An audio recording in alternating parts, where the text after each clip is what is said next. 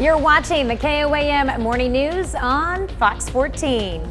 Right now at 7, we're going to take a look at how the Carthage School District does orientation for its new teachers. And it's been 20 years since MSSU went from college status to university status. We'll have how they celebrated. And we've got some flash flood warnings to concern ourselves with after that heavy rain and those strong to severe thunderstorms through the morning hours. We'll take a look at your complete forecast coming up. The 4 states' most watched news starts now. Good morning and welcome to the KOAM Morning News on Fox 14. I'm Tanya Bach. I'm Chris Warner. 7 o'clock now on this Thursday morning. Boy, it has been a really fun morning. Here at the KOAM studios. Mother Nature hasn't been very friendly to us here in the studios. No, she hasn't. She's been kind of mean to us, but that's all right. You know, we've been continuing to chug on through no matter what she's thrown at us. And of course, we dealt with the severe weather that rolled through this morning. We had damage reports. Arcadia reporting a number of trees and power lines down.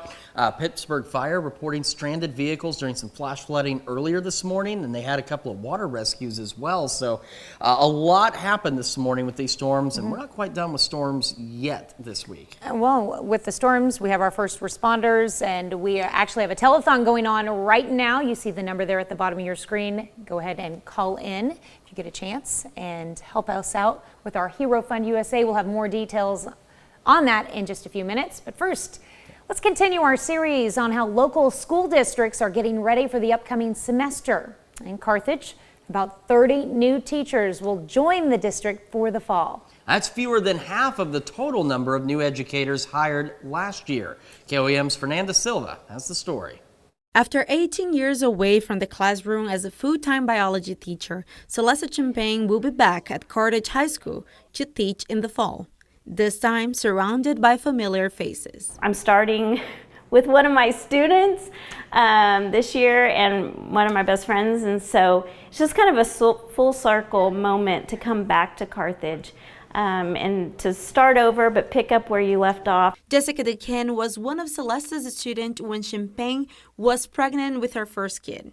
After graduating high school in Carthage, Jessica kept in touch with the district as her kids attend schools there. I've gotten to see it on the parent side, and now I'll get to see it on the teacher side, and kind of see those commingling and have that opportunity to build relationships with parents like my kids' teachers were able to build relationships with me. Celeste, Jessica, and other Carthage schools' new hires already went through a teacher orientation. They still have more training before classes start on August 21st. While most teaching positions are already filled, Carthage schools are still looking for new employees for the upcoming semester. Bus drivers, substitute custodians and nurses, and other positions are open to start in fall 2023. Most of our positions just require a high school diploma.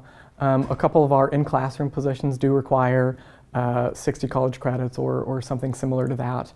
But there are opportunities for us to help train people and get them to where they need to be to join us. In Carthage, Fernanda Silva, KOAM News.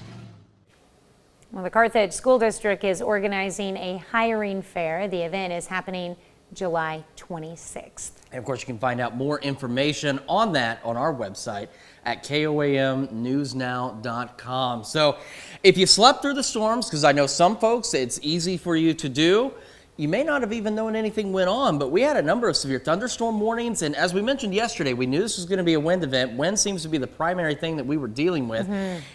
Even though the storms, though, are beginning to clear up, we're also still dealing with heat yet again today. And unfortunately, it's not really looking to be any better. So if we take a look at the current heat advisories, we have southeast Kansas, northeast Oklahoma through 8 o'clock. And then, of course, that excludes Cherokee County. We've talked about the different forecast offices. But Cherokee County and then southwest Missouri, these run until 7. And that's because our heat index values today could be as high as 105, despite the rainfall that we've seen and are continuing to see.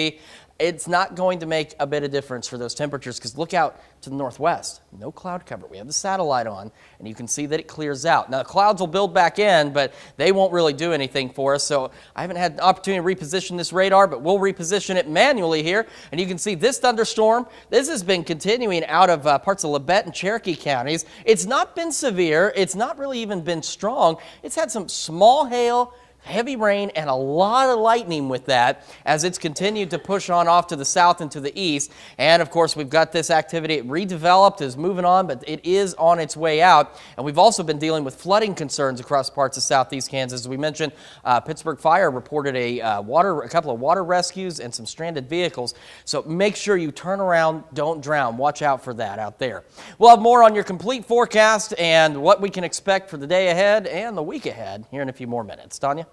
All right, thanks, Chris. Investigators in Laclede County, Missouri are trying to piece together what led to a man's death. His body was found northwest of Lebanon, Missouri. And the sheriff says they're looking for a 1994 white Ford pickup connected to a house fire over the weekend. They don't know yet if the fire was set on purpose or if there are any connections to the body found, but they think it could be suspicious. The sheriff says right now they're working on a list of those who've been at that house over the past week, and they have not released the identity of the man found dead. Well, we've been talking about it all morning. Today, we at KOAM are teaming up with Hero Fund USA for the inaugural First Responders Giving Day.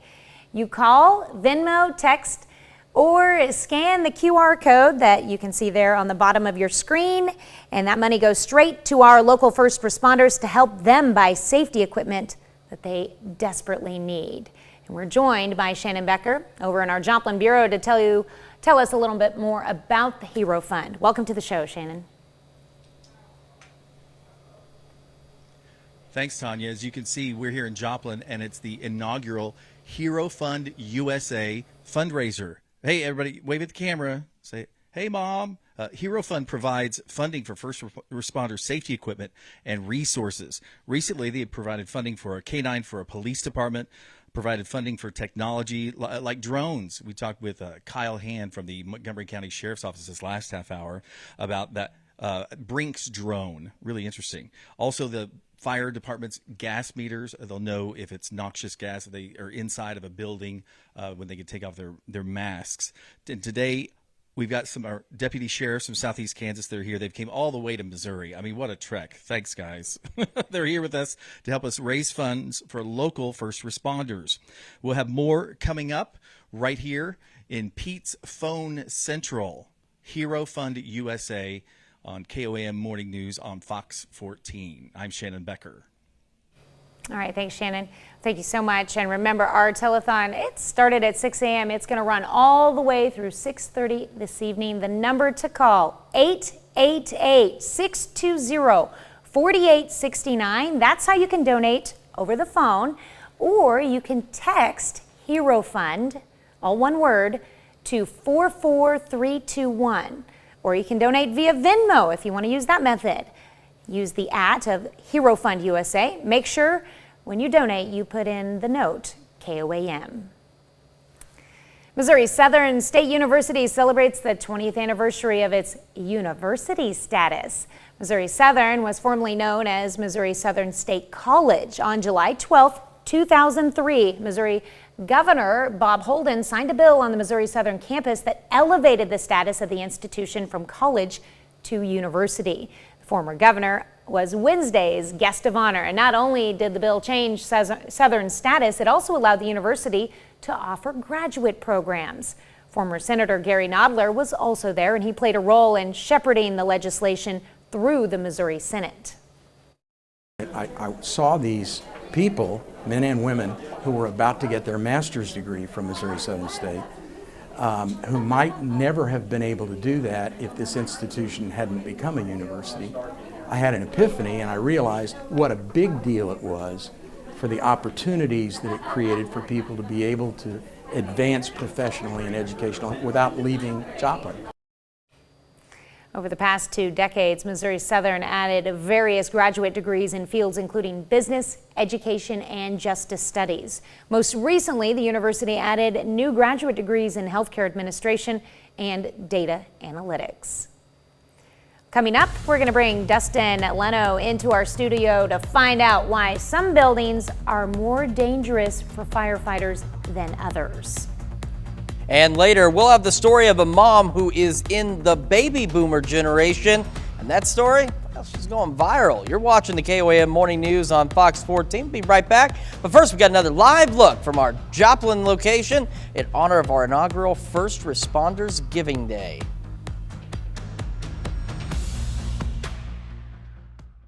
Trailer right here. We're the lowest in the nation. Come see us today. Welcome back to the KOAM Morning News. So we want to recap everything that we've got so far. We've got heat advisory, southeast Kansas, northeast Oklahoma through 8, Cherokee County and southwest Missouri until 7. And that's because we could have heat index values as high as 105 today. The last of our thunderstorms starting to roll out of here, at least from this morning's activity. No strong or severe storms, but boy, check out this cell going from Newton County now into McDonald County. A lot of lightning with that. And it was all part of redevelopment behind the main system here. Just kind of flared up and is pushing on off to the south and east. We also have an aerial flood advisory until 11 and an aerial flood warning until 10. As we mentioned earlier, Pittsburgh Fire reported they had a couple of water rescues this morning from stranded vehicles around 2 o'clock when we were seeing some of that really heavy rain causing some flash flooding. As we head into the afternoon, our cloud cover will increase. Then we'll start to see the opportunity for some scattered showers, possibly some thunderstorms. Some of these could be on the strong side. And as we head into our Friday, we're going to have scattered thunderstorms, as you can see here and there throughout the day, but the thunderstorms that we see throughout our Friday could be strong to severe with some large hail and maybe even some gusty winds out there, and those will continue into the overnight for us into Saturday morning. So our rain chances again fluctuate a bit with those pop-up storm chances, and then they'll really ramp up with some better, more organized rain chances as we head into the overnight hours. Highs today mid-90s, again heat index values around 100 to 105. Tomorrow, the scattered thunderstorms, low 90s. Morning thunderstorms Saturday, low 90s through Tuesday. A few more storm chances Monday and Tuesday. And then as we head toward the second half of next week, temperatures go right back to summertime. We go back upper 90s, lower 100s, and could see an isolated shower storm by next Friday, but otherwise getting hot once again. We'll continue to watch our storm chances for tonight into our Friday, and we'll have more of the KOAM Morning News right after this. But first, here's a live look from our Joplin location in honor of our inaugural First Responders Giving Day.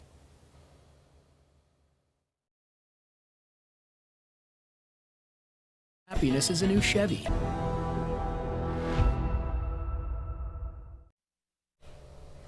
Welcome back. I'm joined this morning with Dustin Leno from the Joplin Fire Department, here to talk to us about an issue that's just increasing in Joplin. Yeah, absolutely. So we're talking about abandoned structures, dilapidated structures, vacant structures, in which we are seeing a drastic increase in the number of structure fires, to the tune of about 67% of all of our structure fires are from vacant buildings, and we're averaging right now 1 working structure fire every 3 days. Wow. Yeah, it's a drastic increase over 2021 numbers. So how are the fires starting in these abandoned structures? It can be things from like open flame cooking, because typically these structures have no power, no gas, no water to them, and in different states of disrepair. So improperly using extension cords off generators, overloading things like that is kind of what we're seeing.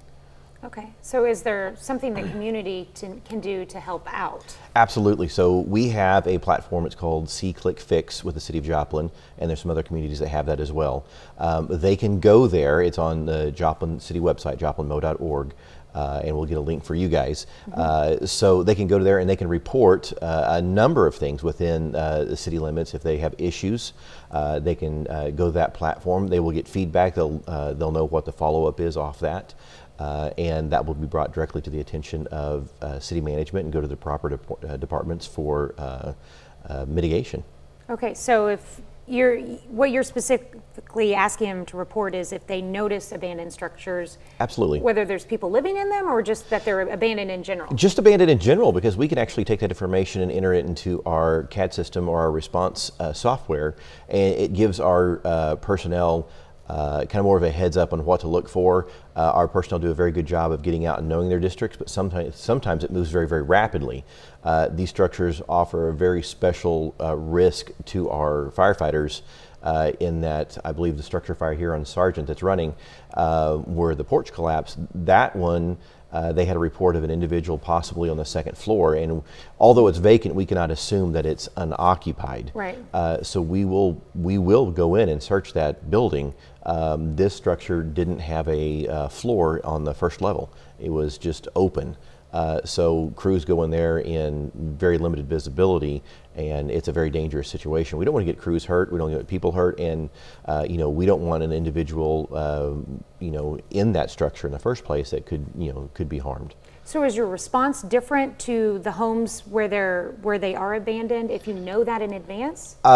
Basically, knowing that in advance, our crews will get out there and we call a pre-fire incident survey, and they'll just walk around it and get a very good idea of what they're dealing with. They'll take notes, and that way, if they know they get there under fire conditions, they've already walked around the structure, they know what they're looking at, they can plan their mitigation strategy a little more safely. Okay.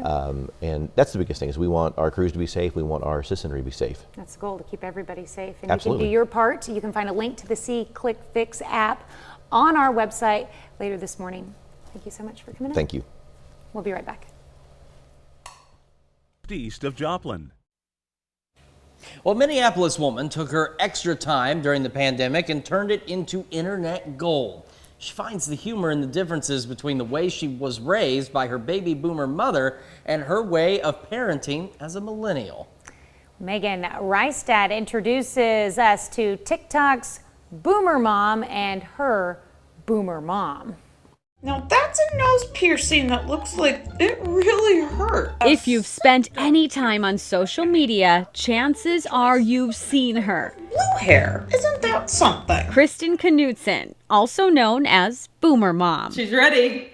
Jiminy Crickets. And her online success is pretty impressive. About 170,000 followers on Instagram, like just over 400,000 on TikTok. Kristen found her focus when she became a mom herself. So his name is Cameron, and he's a very busy toddler. I had the boomer mom idea because I started to realize the differences between how I parent as a millennial and how my mom raised me as a boomer.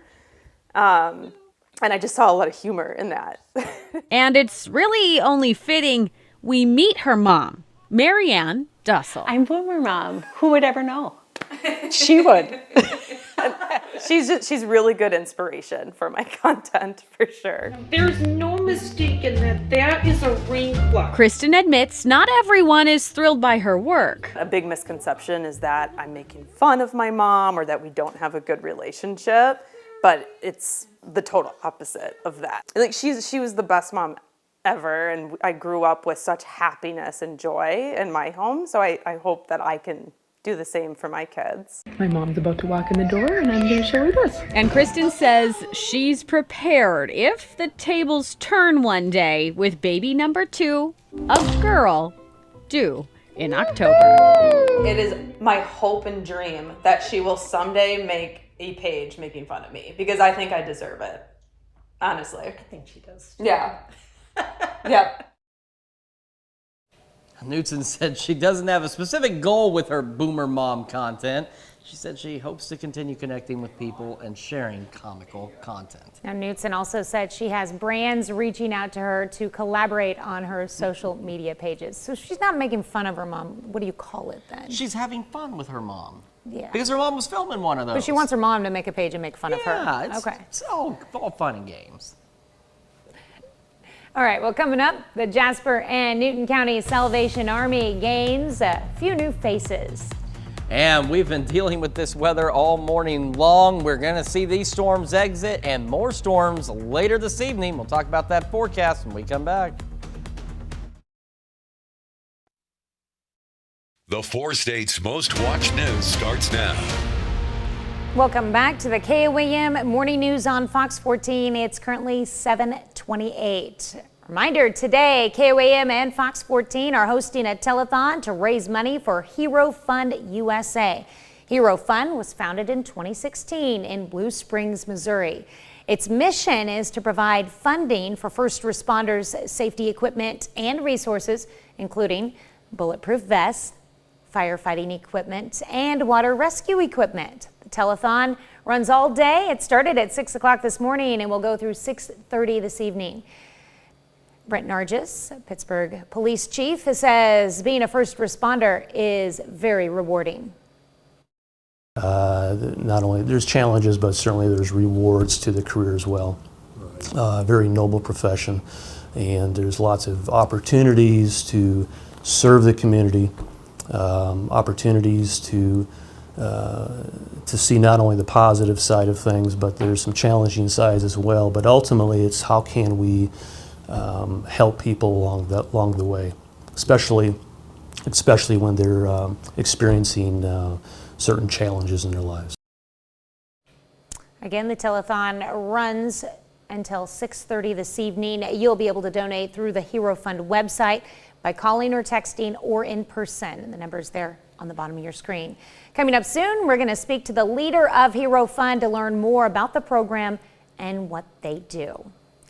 Well, there's some new faces at the Jasper and Newton County Salvation Army. They announced new leaders in Captains Bill and Deb Middendorp. But they're not from the area, and they have 6 years of experience in homeless street outreach in Chicago and in South Dakota.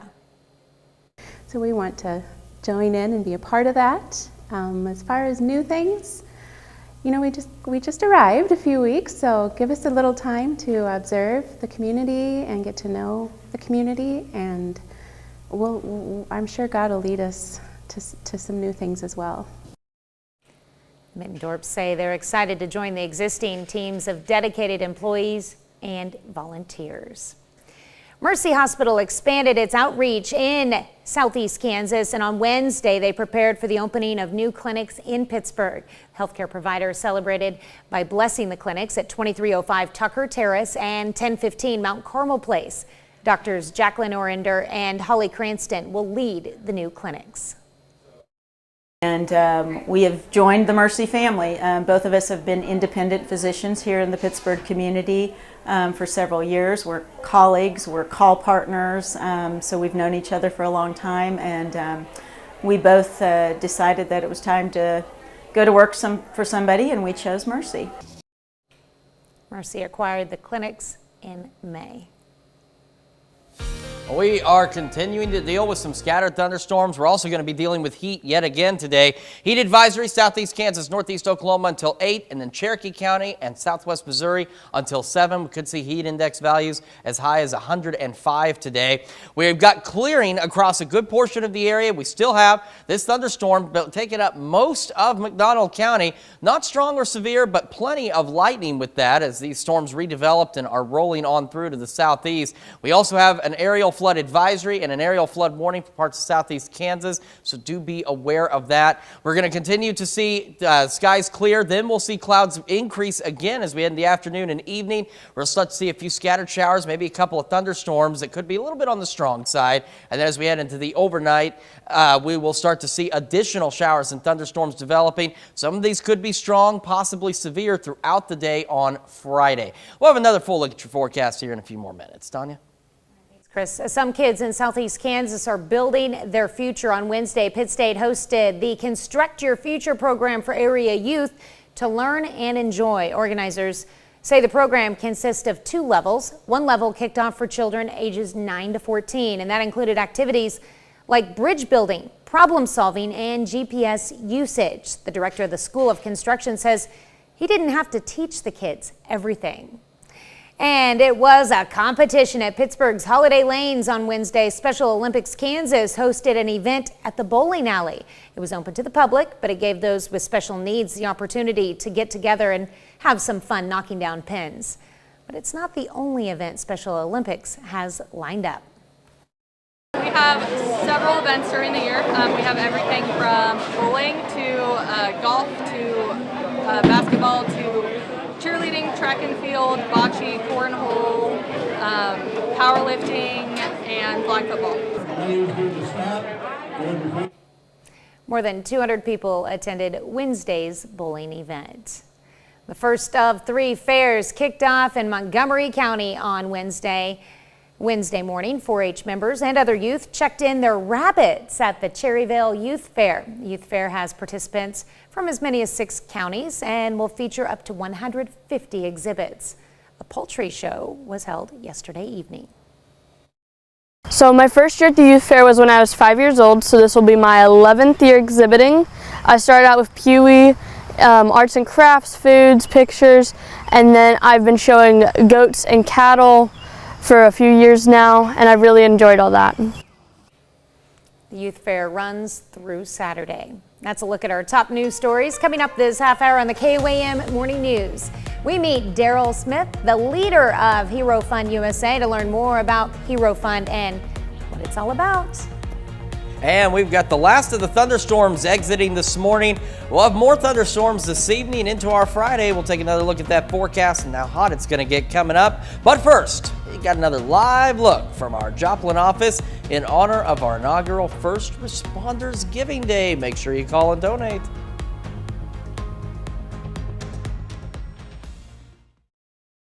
Friday Night SmackDown, live at 8, 7 Central on Fox.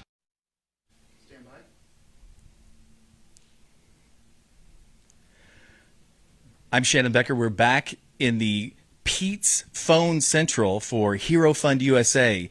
It's our day of giving, and Daryl Smith is here with us. He's sort of, I guess you could say, sort of the spearhead of today's event. Tell us more about Hero Fund. How did you start working with them?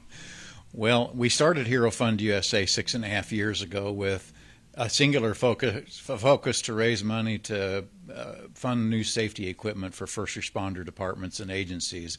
When we first were investigating what we wanted to do, we wanted to do something to give back to the community to help keep our first responders safe. And we started Hero Fund USA with that mission to try to raise money to fund new state-of-the-art safety equipment. And in the last 6.5 years, we've been blessed to be able to provide funding for drones, thermal imagers, ballistic wearables, firefighter bunker gear or turnout gear, and water rescue safety equipment. Anything that will help that first responder be able to go home to his or her family at their end of their shift, that's what we do. Exactly. So you guys, Missouri and Kansas is where you are currently, and now you're coming down here at KOAM's World. Tell us some of the stuff you've done here locally. Earlier we talked to the Montgomery County Sheriff's Office about the Brinks drone. Other drones that you guys have worked with before and helped purchase? Yeah, this will be our 11th drone that we've provided funding assistance for in the last 6.5 years. We also recently, I mentioned some of the equipment a minute ago, but we recently were pleased to be able to provide funding assistance for a new K9 for a police department in the Kansas City metro area. But we've been getting some requests here in this area, and we thought it was time to come here and try to raise some money to help our first responders to the highest degree possible. Our friends in Neosho Police Department, you helped them, right? Neosho came to us a few years ago for some safety petitions for some of their patrol cars. They brought one of those up here today for us to look at. That's great. And the White Rock Fire Department in Jane, Missouri. McDonald County. Yeah, they've come to us twice now for funding for thermal imagers and gas meters, and so we're just trying to do the most that we can for the most people that we can to keep them safe as they keep our communities safe. Thanks, Daryl. It's about first responders today. Hero Fund USA. You can donate 888-620-4869 or Venmo to @HeroFundUSA and put in there KOAM. I'm Shannon Becker. We are raising funds for first responders, and the money stays here local. Now let's go to Consumer Watch. 4th of July sale at Denver Mattress ends soon. We've been talking about how we needed some rain and just actually getting some new rain reports here. Altoona reporting 2.27 inches of rain, and Oswego, just northeast of Oswego, 2.65 inches of much needed rain out there. So even though we had to deal with severe weather this morning, we did get some much needed rainfall. You can see we're starting to see some clearer skies, slowly but surely. We're sitting at 73 in Joplin, dew point humidity both still high, and the humidity in dew point, at least the dew point, will stay high, and that's why we have heat advisories today. We're looking at the possibility of heat index values up to 105, so make sure you're still taking precautions. We're starting to warm up in some areas. 76 in Fort Scott, 74 Chanute, 72 Neodesha Parsons, 76 Chatopa Miami, and 72 Neosho, 73 in Carthage. As we get our morning started, we will go mostly clear to partly cloudy, at least through the morning hours, and we'll go into the mid-80s. And then as we head into the afternoon and evening hours, we'll start transition back to mostly cloudy skies, but that won't stop us from getting hot. Highs mid-90s today. And as we head into the evening, we got more scattered showers, thunderstorms. Some of these could be a bit on the strong side with some small hail, maybe some gusty winds. Overnight lows, lower 70s, upper 60s. Then we head into our Friday. We'll have scattered storms throughout the day on our Friday, and some of those could be strong, possibly severe, with some large hail and damaging wind gusts. We're going to go low 90s out there, but still very humid is the other problem. We'll hold on to the low 90s all the way through Tuesday. And we'll wrap up the rain, this batch at least, Saturday morning. We'll see additional thunderstorm chances Monday and Tuesday. And as we head into the second half of next week, Wednesday's just a precursor. Summer returns, upper 90s, lower 100s, and maybe a stray shower or two by next Friday. That's Check Your Forecast. Now we're going to send it over to Tanya Bach with a check of Consumer Watch. All right, thanks, Chris. Billionaire Elon Musk announces he has formed a new artificial intelligence company called XAI. He says the company has hired researchers from Google, OpenAI, and other top tech firms. Musk tweeted, the goal is to, quote, to understand reality. XAI's website says it's a separate entity from Musk's other businesses, including Tesla and Twitter, but will work closely with them. Anchor Brewing, a craft beer maker based in San Francisco, says it's shutting down after 127 years in business. The country's first craft brewer says sales have been flat since 2016, and it's struggled to rebound from the pandemic and inflation. Its beer should still be available through the end of the month. And Chipotle Mexican Grill unveils a new machine called the Avocado, which it says makes guacamole in half the time it takes people to prepare the popular dish. The machine is designed to handle the labor-intensive task of slicing, coring, and peeling avocados. Chipotle is using the Avocado at its test kitchen in California and did not say if it would be introduced at its roughly 3,200 locations worldwide. We'll be right back with more after this, but first, let's take a look at the market prices before the opening bell.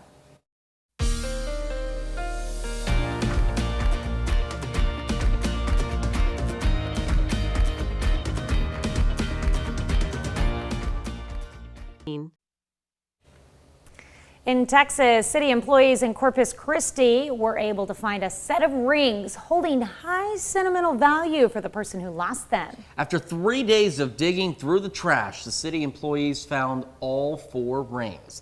Althea Castro de la Mata has the story. Imagine losing one of your most prized possessions. This was a case of Emily Dickerson, but the one thing she never lost was hope. It's irreplaceable. There's no way to replace it. It's one of a kind. Dickerson's dad passed away when she was very young. The only memory she had left of him was a cremation ring. But especially this one, this is like what I have, so my dad's with me all the time, no matter what. Dickerson, visiting from Iowa, was in town on a school trip. Her and her classmates spent part of the day at McGee Beach, when suddenly she realized she had misplaced her ring, along with 3 others that held sentimental value. And then it kind of like hit me, the realization, like, oh my gosh, I misplaced these. I don't know what I did. And then I realized where I had left them. And I was in like a complete utter panic. I ran to the bathroom, called my mom. I was like, this is the situation. I don't know what to do. I was in tears. I was a mess. Dickerson's mom, Tina Koch, immediately called the city's Parks and Recs department to try to see if they could possibly find it, and what seemed as something impossible. I was surprised she even called me, and I answered her question. She wanted a description of the ring, and then she told me she had it. And I had no words. I just instantly started crying. 3 days later, after digging through the trash, Parks and Recs found all 4 rings. Do you guys ever imagine finding back the ring? No, I was in complete shock when she told me, to be honest. Dickerson and her mom say it's inspiring to still find hope in humanity. They didn't really completely know the story behind the rings either. They just got them knowing $5 ring, $500 ring, like they still went above and beyond to do that.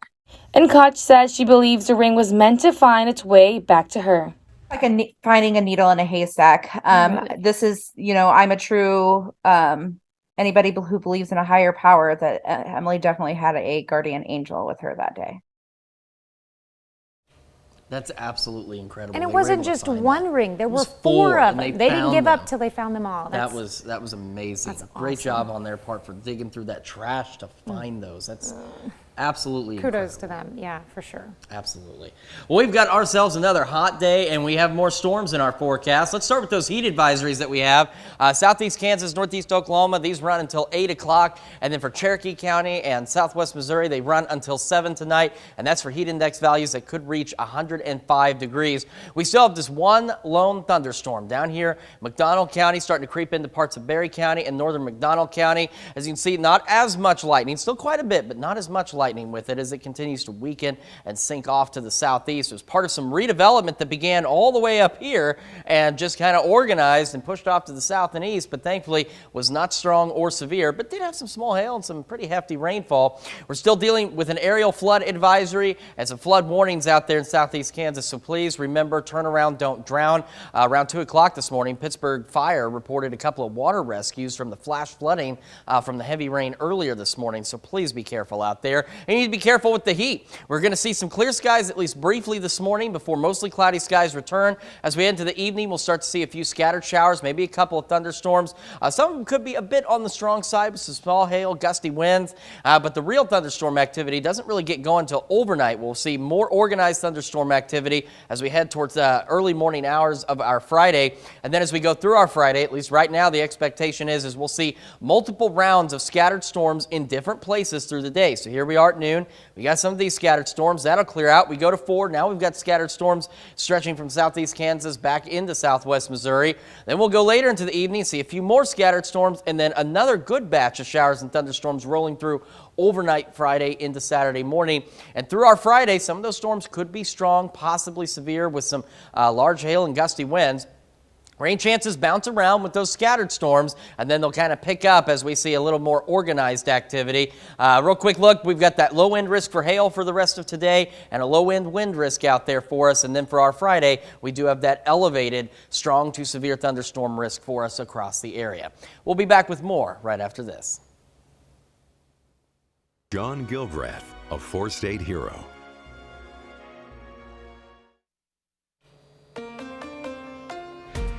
Here's a check of today's top headlines, the news you need to know before you head out the door. In Carthage, about 30 new teachers will join the district schools in the fall, fewer than half the total number of new educators hired last year. Carthage Schools' new hires went through a teacher orientation Wednesday morning. They will still have more training before classes start August 21st. Mercy Hospital expands its outreach in southeast Kansas, and on Wednesday they prepared for the opening of new clinics in Pittsburgh. The healthcare provider celebrated by blessing the clinics at 2305 Tucker Terrace and 1015 Mount Carmel Place. Doctors Jacqueline Oriender and Holly Cranston will lead the new clinics. And some kids in southeast Kansas are building their future. On Wednesday, Pitt State hosted the Construct Your Future program for area youth to learn and enjoy. Organizers say the program consists of 2 levels. One level kicked off for children ages 9 to 14, and that included activities like bridge building, problem solving, and GPS usage. The director of the School of Construction says he didn't have to teach the kids everything.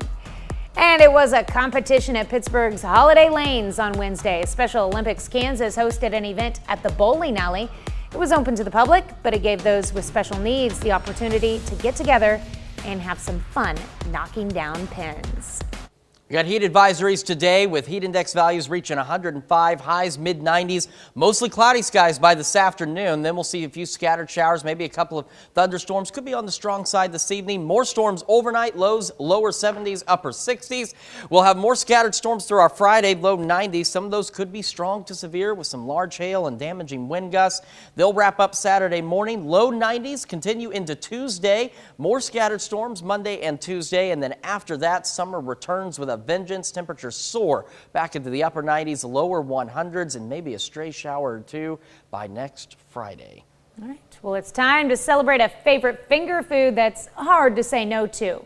Thursday. Oh, man. Today, National French Fry Day. I could eat French fries all day. Well, I'm sure people at home know I eat French fries all day. Well, did you know fries actually aren't French at all? Belgians claim they were the first to fry potatoes way back in the 1700s.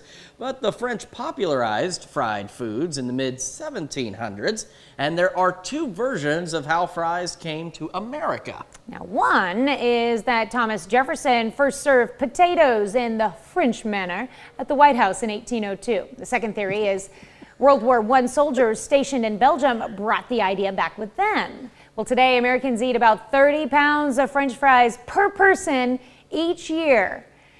And for Chris, it's closer to 40. So whether shoestring, waffle, wedge, curly, or crinkle cut, be sure to enjoy some fries today. What are your favorite kind? I like the straight fries typically, but there are some waffle fries and stuff that are pretty good too. Yeah. What do they mean like they served it in the French style? Well, cutting them into little strips, I think, so. Okay. Well, you know, like French cut green beans Okay, are, all right. you know, so long, Now I long and understand. slender, Now I basically. understand. Yeah. Well, hey, thank you all so much for letting us put the good and a lot of fun into your morning. We'll be back with more news and weather today at noon. And don't forget, our Hero Fund Telethon is ongoing until 6:30 p.m. Have a great morning and an even better day.